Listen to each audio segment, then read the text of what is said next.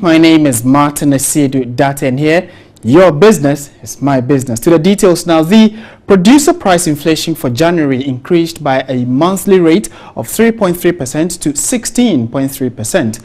The December rate was 11%. Now, according to the Ghana Statistical Service, the hike was largely due to increases in petroleum prices.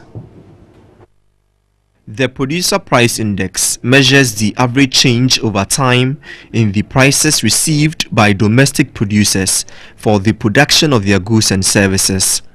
The latest PPI rate indicates that between January 2015 and January 2016 year-on-year, the PPI increased by 16.3%. This represents a 5.3 percentage point increase in producer inflation relative to the rate recorded in December 2015, that is 11%.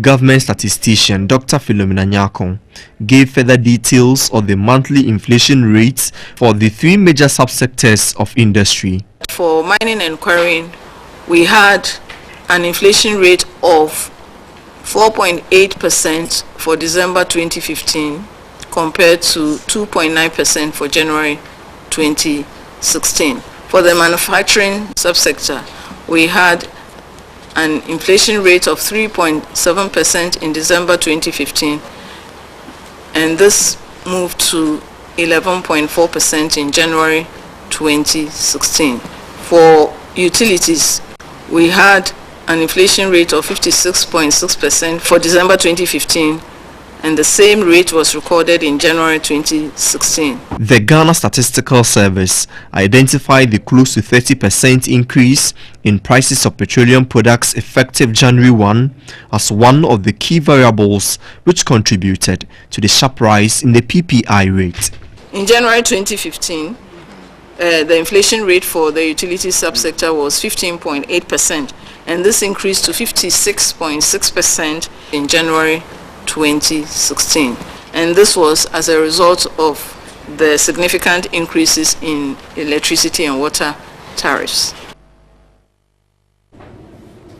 In other business news tonight, crude oil prices dipped further, trading at $31.25 per barrel on the average, and in spite of efforts by OPEC to cut output levels to ramp up prices on the world market. Now, the present fall in the price happens at a time when OPEC is negotiating with members to freeze output at the general level. The economies of oil-producing countries are hit by price volatilities. The major oil producers are expected to meet in March to negotiate an output freeze, putting doubts on any cut in production. The Executive Secretary of OPEC, Duncan Amwa, indicates the freeze is the beginning of a process. He explains if all the major producers do not agree to additional balance, the high output levels now will probably decline in due time. And what that will mean basically is that world market prices are likely to rise, and that for us in Ghana doesn't sound like very good news. And it doesn't sound so because you would recall that government is already doing some 42% taxes on petroleum products, with countries such as China and Brazil demanding less crude oil, while America is putting more crude on the commodities market. The effect will be more marginal. What will be the impact of an increase in price of crude oil as against Ghana's downstream deregulation coupled with high taxes?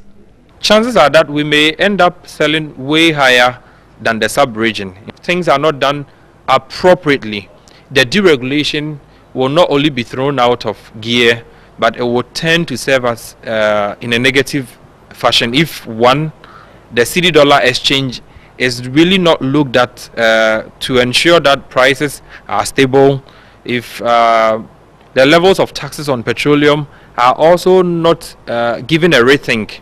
Crude oil is now trading at $31.25 per barrel on the average.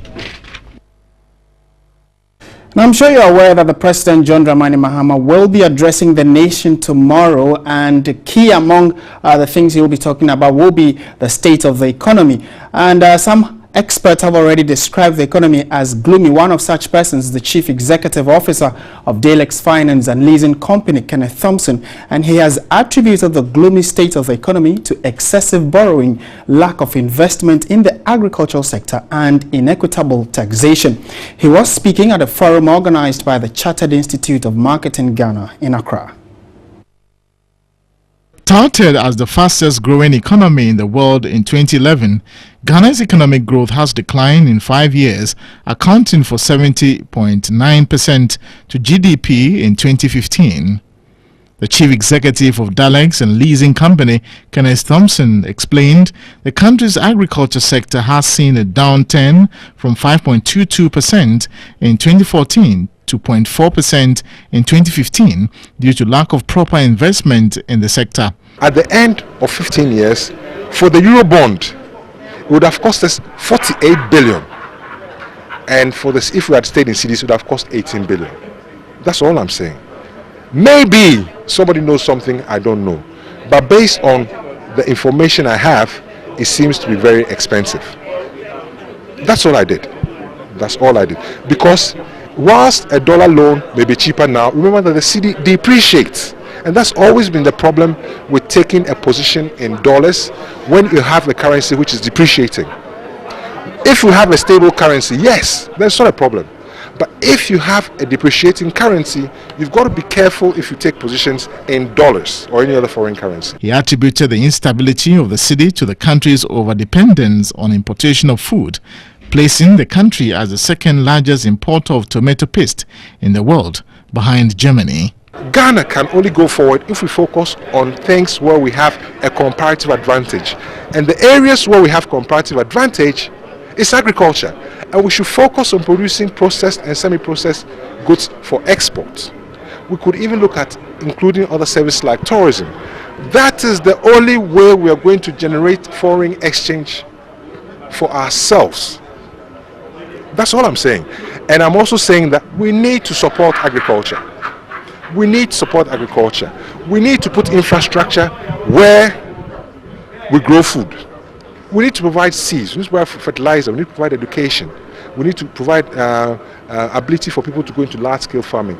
And that is the only way I can see this country turning its fortunes around. He suggested equitable taxation and attention for small and medium-sized enterprises as some measures to reverse the country's economic woes.